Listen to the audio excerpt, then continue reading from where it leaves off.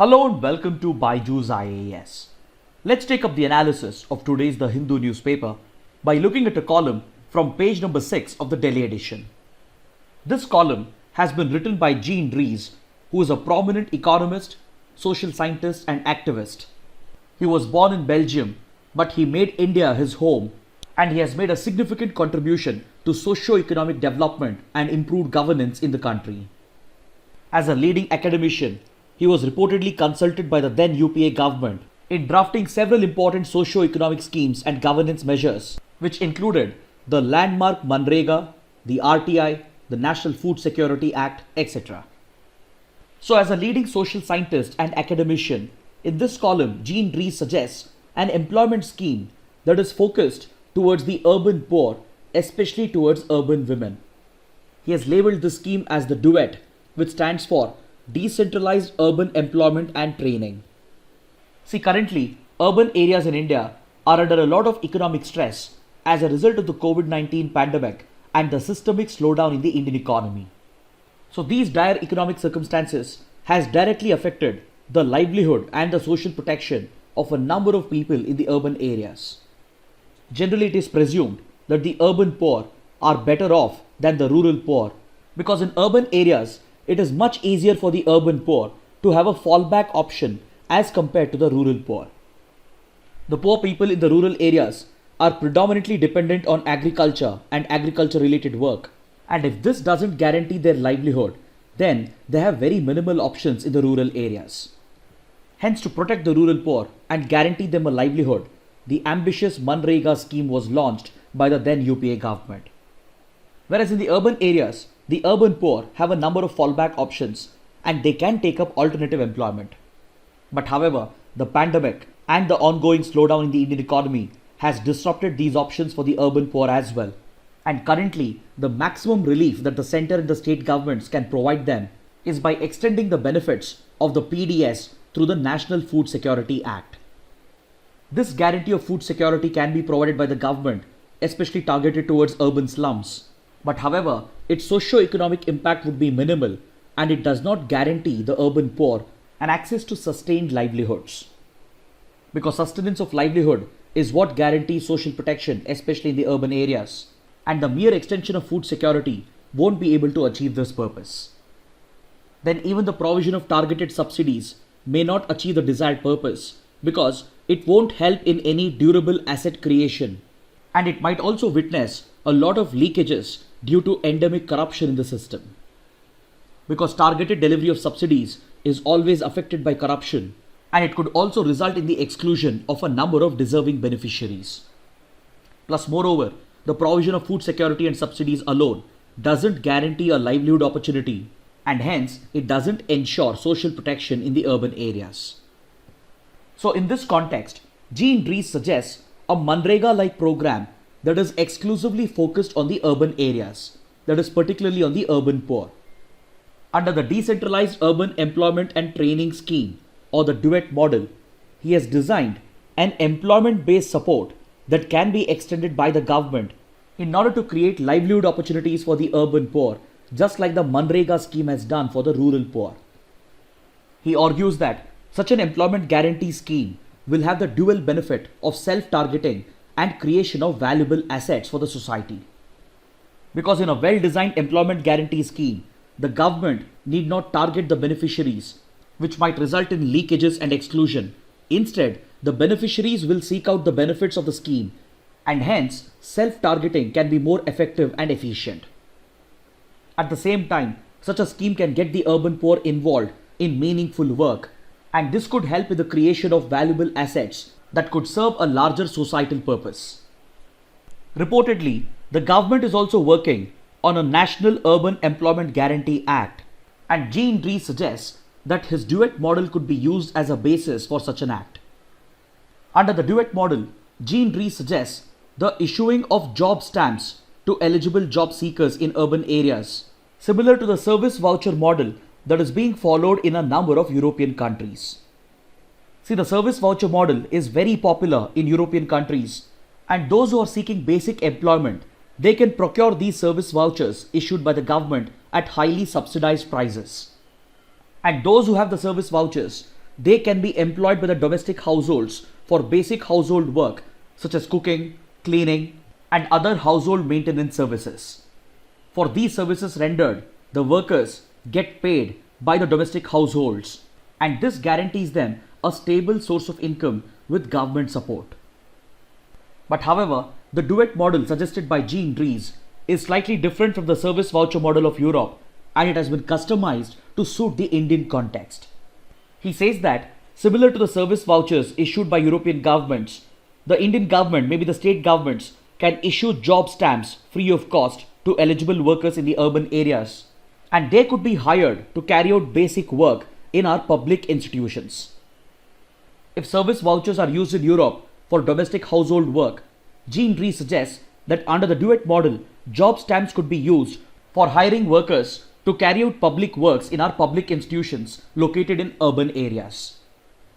For example, universities, schools, hospitals, public sector units, and even government institutions located in urban areas, they have a lot of pending public work that is left uncompleted. For example, the construction of toilets in schools, or maybe the repair of water pipes and electricity connections in hospitals, or maybe repair work and painting job in universities and public sector units, or maybe the pending public work of municipal bodies such as the filling of potholes or the cleaning of government buildings, etc. So for such public works in public institutions, labor can be hired through the Urban Employment Guarantee Scheme, and those workers who have procured a job stamp from the government, they could be given the jobs. And under the Act, the government could even set up a placement agency that could help link the employer and the employee. In return for this work and services rendered by the workers, a minimum wage shall be paid by the government and not by the institution, and these wages shall be directly deposited in the beneficiary's bank account. This also reduces the scope for leakage and corruption, and Jean Dries also suggests that since some of these works involves a certain amount of skills, the government can consider mixing non-skilled workers with a few skilled workers as well. This would not only help in the effective and timely completion of the public work, but it would also provide for skilled training to the non-skilled workers as well. By mixing non-skilled workers with a few skilled workers, the non-skilled workers could be imparted with essential skills on the job itself. However, Jean Dries acknowledges that it might be difficult to hire skilled workers under the scheme, because in urban areas, skilled workers easily find employment and they are usually paid decent wages, which happens to be much higher than the minimum wages that are offered by the government. So to overcome this hurdle, the government might create an incentive through which skilled workers could also be hired so that they can help in skill training of the non-skilled workers. And hence, Jean Dries argues that this scheme shall not just be an employment guarantee scheme for the urban areas, but it shall also provide for skill training as well. So as discussed earlier, such a model will not only promote self-targeting by motivating the beneficiaries to seek out employment in the urban areas, but it will also help in creating durable assets, which provides for value addition to the society, at the same time securing the livelihood and the social protection of the workers. Next, Jean Dries provides an innovative solution to promote gender equality and women empowerment in the urban areas by using the Employment Guarantee Act. See, under Manrega, it has been mandated that 1/3 of the jobs should be allotted to rural women. On similar lines, Jean Dries suggests that a Urban Employment Guarantee Act should give complete priority for urban women and, if possible, set aside all the jobs for women in the urban areas as long as there is a supply of women workers available. He says that the scheme should encourage part-time employment of women workers in the urban areas, and this could be an attractive incentive for motivating women to sign up under the Act. He says that the government need not worry about targeting, because only those who are below the poverty line would be drawn towards the scheme, as the scheme guarantees only minimum wages. So the urban poor and urban women who are employed in a number of informal unorganized sectors, or those who are unemployed and just looking after household work, they could be motivated to sign up for part-time work in order to generate additional income for the women. And this would achieve the dual objective of promoting economic independence of women, and this would naturally lead to gender equality in the society as well. Once women are made the sole beneficiaries of the Urban Employment Guarantee Act, And once they are able to generate decent part-time income under minimum wages, it would not only bring them economic independence, but it would also increase their bargaining power within patriarchal families.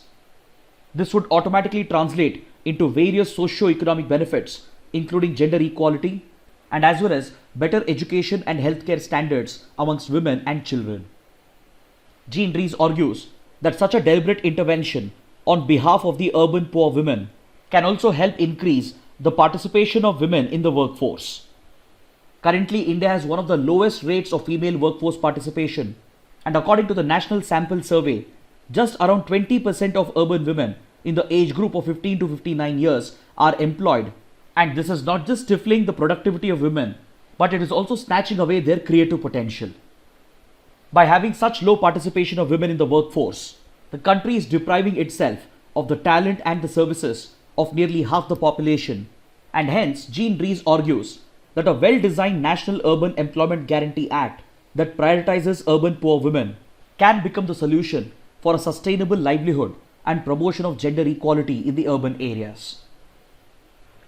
Now let's take up another column from page number 6, in which the authors evaluate the impact of the farm laws on the farmers, and they examine whether the farm laws violate the constitutional safeguards that have been provided to the state governments and the farmers. First, the writers argue that the centre has breached its mandate by stepping into the jurisdiction of the states. Because see, agriculture is clearly a state subject as listed under 7th schedule of the Indian Constitution, and the writers argue that the centre has no powers to legislate over agriculture and farm trade even under the concurrent list. Then in previous sessions we have discussed that the new farm laws, they remove a variety of cess and levies that were being imposed by the state governments. According to the writers, this unilateral removal of cess and levy by the centre is a direct assault on the state's finances. So this provision has a direct impact on centre-state relations, and according to the writers, it violates the doctrine of separation of powers as well. Next, the writers argue that the new farm laws turn the act of buying and selling agricultural produce similar to the act of stock trading, thereby complicating matters for the farmers. The centre has defended the farm laws by stating that its true objective is to eliminate middlemen and allow farmers the freedom to sell openly in the market so that their income could be increased by providing them the choice to sell freely in the open market to the buyer who is willing to pay the highest price. So basically the farm laws have been designed to create a direct selling and buying relationship between the farmers and the multinational corporations. While the government's argument is valid to an extent, the writers point out that such trade between farmers and MNCs would take place in the form of contracts, and this essentially turns the act of farm trade into an act of stock trading, which not only complicates the matters for the farmers and confuses them, but it also reduces their bargaining power. When it comes to the execution of these contracts, farmers may not be able to understand the entire terms, and hence they might again end up relying on middlemen in order to strike these contracts and agreements with the MNCs. Then the excessive focus of the farm laws on contract farming inherently allows the MNCs to exploit their larger bargaining power, and this could work to the disadvantage of the farmers who clearly have a weaker bargaining power. Considering that majority of the farmers in the country are small and marginal farmers, they do not stand a chance to negotiate favorable deals and contracts with the large MNCs. And along with this, the lack of legal guarantee with regard to minimum support prices further threatens the livelihood of the farmers and places them at the mercy of the MNCs. It is this fear that has been driving massive protests and opposition against the farm laws, and the government has failed to address these genuine concerns of the farmers.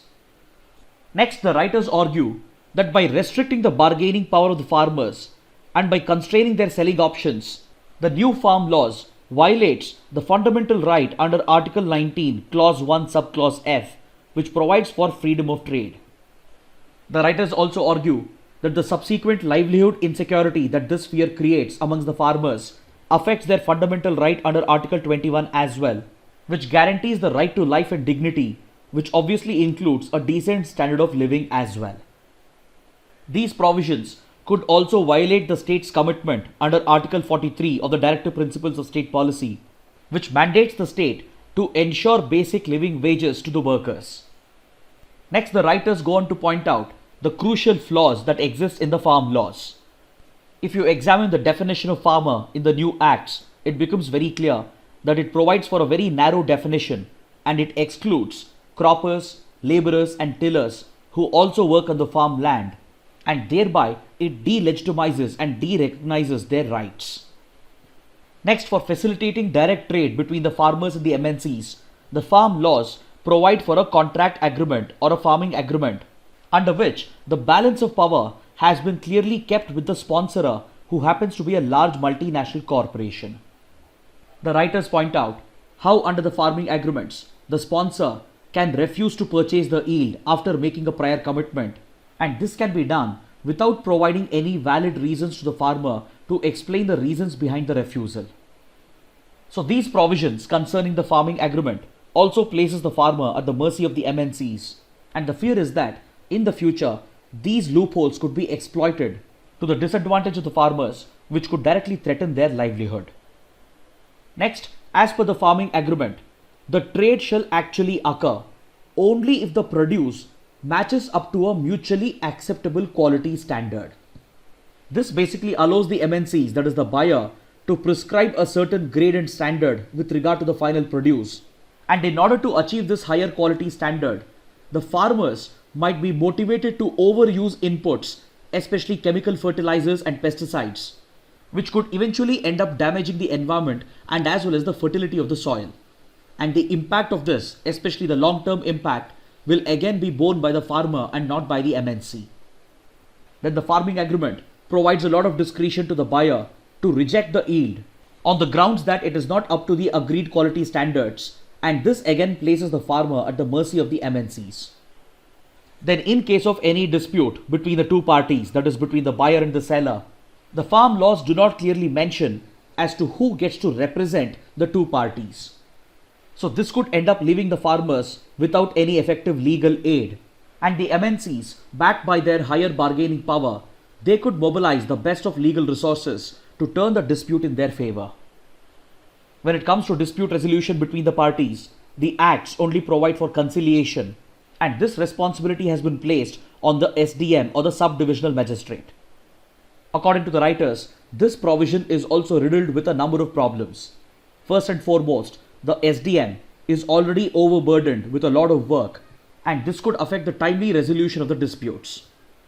And again, the impact of these delays in resolving the disputes would be borne by the farmer, as he does not enjoy the luxury of time as compared to the MNCs, which would have immense resources at their disposal.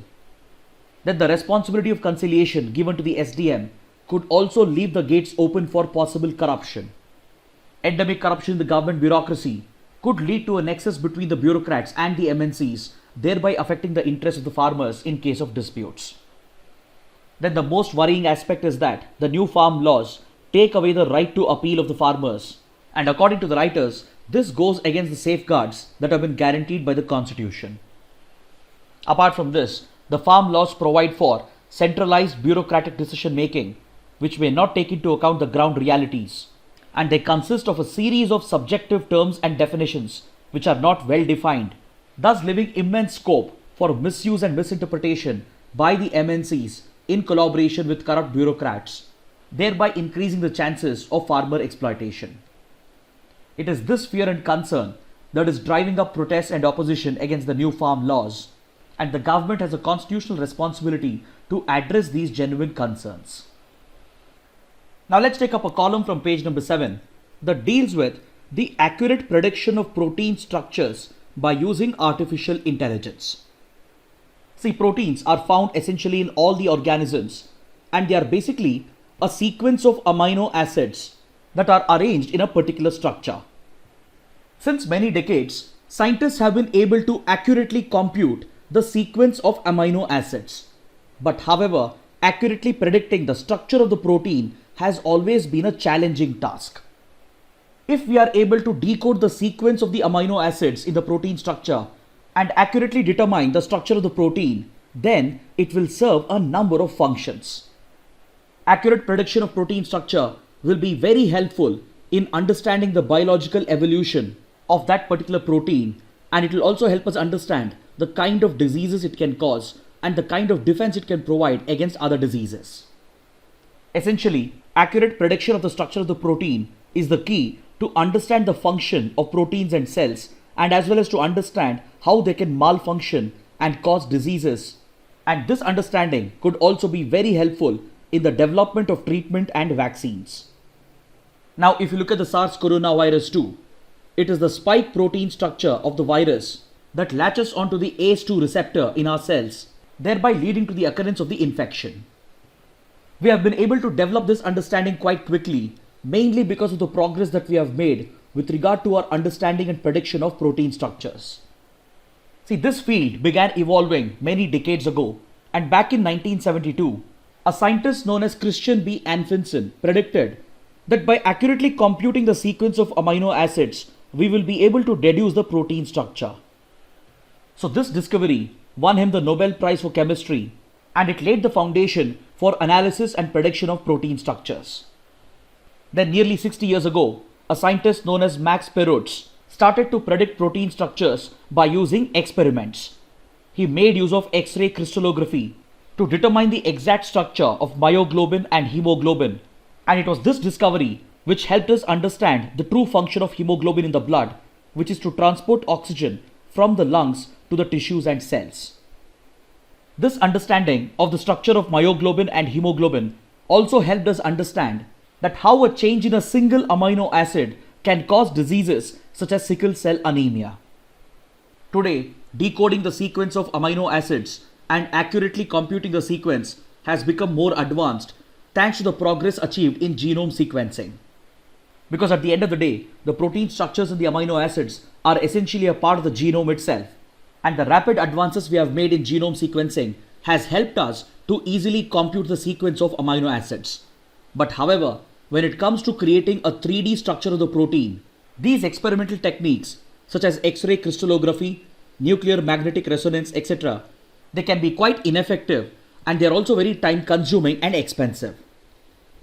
When it comes to the field of protein structural work, even India is a leading country because Indian scientist known as G.N. Ramachandran developed the Ramachandran plot, which today has become the model for scientists around the world to understand the structure of proteins.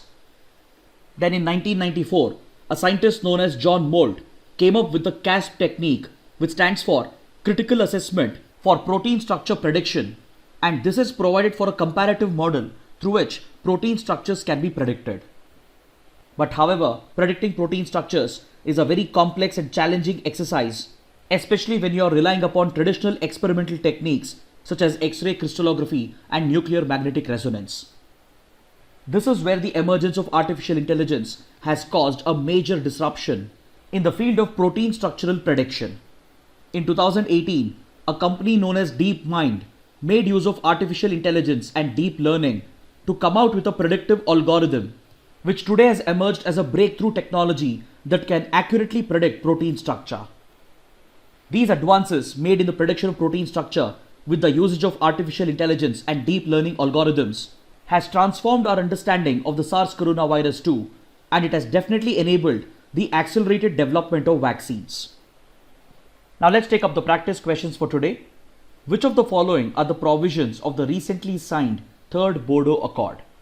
It provides for redrawing and renaming of the Bodoland Territorial Area District as the Bodoland Territorial Region. It promises complete statehood to Bodoland in the future. It marked the surrender of National Democratic Front of Bodoland. Amongst the given statements, the second statement is incorrect, so option D is the right answer. As you can see in this map, the BTAD area covered the districts of Kokrajhar, Chirang, Udalguri and Baksa in the state of Assam, and this area shall be redrawn and renamed as the Bodoland Territorial Region. And this question was asked because on page number 1, the Hindu carries an image that depicts the ongoing elections to the Bodoland Territorial Council. Now let's take up the next question. The guidelines for handling, treatment and disposal of waste related to COVID-19 patients has been brought out by the Central Pollution Control Board. The correct answer is option D. This question has been asked because according to this article on page number 3, the Delhi High Court has directed the government authorities to abide by the guidelines of the Central Pollution Control Board with regard to handling and treating the waste related to COVID-19 patients, because this waste is a biohazard. Let's look at the next question. The annual prison statistics of India is brought out by the National Crime Records Bureau. Option C is the right answer. This question has been asked because we have a related article on page number 4 which makes a mention of the prison statistics of India, which has been brought out by the NCRB. In this annual report, the NCRB was documenting prison statistics only under two gender categories, that was male and female. But henceforth, the NCRB shall also be including a third category for transgender prisoners. Let's look at the next question. The Glinka Prize is awarded for protection of soil biodiversity. Option B is the right answer.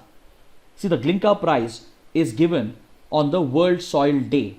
World Soil Day is celebrated on the 5th of December every year, and this award is also known as the Glinka World Soil Prize, and it is given by the Food and Agriculture Organization of the United Nations. This award has been named after a Russian soil scientist, Konstantin Glinka, and it recognizes efforts towards protection of soil biodiversity. This question has been asked because we have an article on page number 5 that makes a reference to World Soil Day, and it illustrates how the tribal communities in southern Rajasthan have come together under an initiative known as Swaraj Sangatans. And through this initiative, the villages have pledged to protect soil biodiversity in order to preserve their farmland, water resources and indigenous seeds and prevent soil degradation. Let's look at the next question. Under the Union Government's One District One Product program of food processing, which product has been designated for the Lakshadweep group of islands? The correct answer is option C, coconut. See, under this program, the Ministry of Food Processing is looking to develop a cluster-based approach in each district of the country, and it has even developed a digital GIS map in order to identify one product for each district. Through such a cluster-based approach, the Ministry of Food Processing tries to create the right kind of infrastructure in order to boost the production of this product. And in the case of the Lakshadweep group of islands, the entire group of islands has been treated as one district, and coconut has been the designated product for the Lakshadweep group of islands. This question has been asked because we have an article on page number 8 that makes a reference to the One District One Product program of food processing, under which coconut farming has been associated with the Lakshadweep group of islands. You should also note that the Lakshadweep group of islands has declared itself as an organic agricultural area, and the administrative authorities of the Union Territory, they are focusing upon strategies to boost coconut production on the island. Now let's look at a question from the 2018 prelims paper. Consider the following: birds, dust blowing, rain, wind blowing. Which of the above spread plant diseases? All the above are responsible for spreading plant diseases.